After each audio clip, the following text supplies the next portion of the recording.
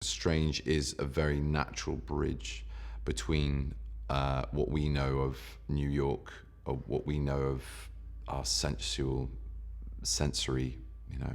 perceivable reality, and something well beyond that.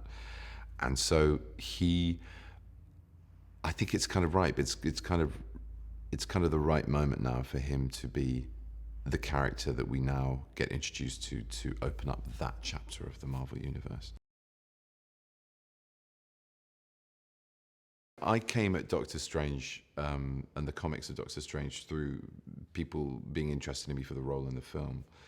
And I found him incredibly arrogant, brilliant, sort of extraordinary, and with the potential to be incredibly hokey, because it was very much a comic of its era, like they always are.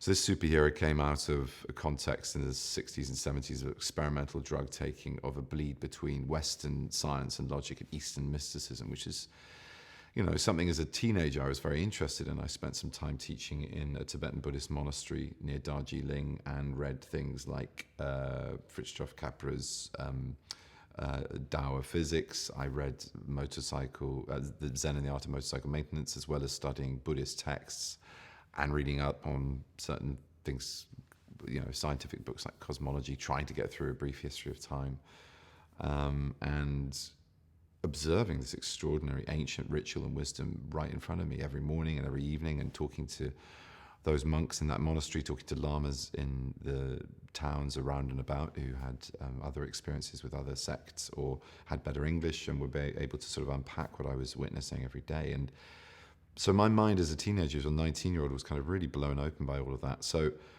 it immediately made sense to me, this material. He is arrogant to the point of being unlikable, but yet somehow you should still like him.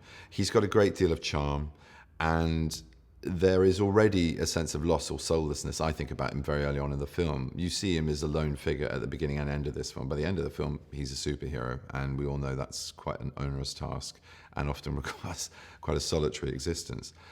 There aren't too many people you can, pillow talk with, or, form meaningful relationships when your responsibilities are always other and elsewhere.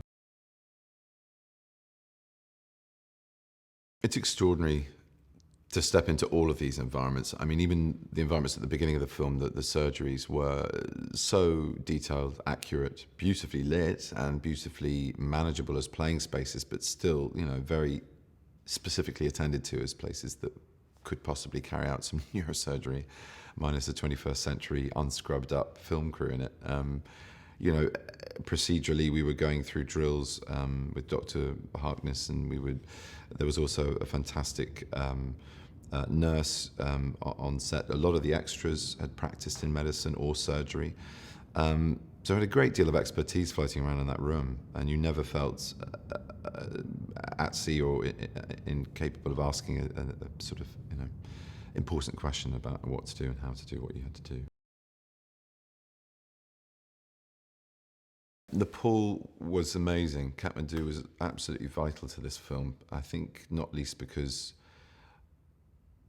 it's so based in something that is exotic and other, and to have that experience as a film crew when we were spending a lot of time together, a lot of time on sets and simulacrums of all these wonderful exotic places and cities. It was a very bonding experience. It was a very bonding experience for all of us as a crew. To be able to play off Tilda Swinton, Mads Mikkelsen, Rachel McAdams, Michael, and Chiwetel, I mean, really, really, really spoiling. Really fantastic. Very flattering as well, and very securing.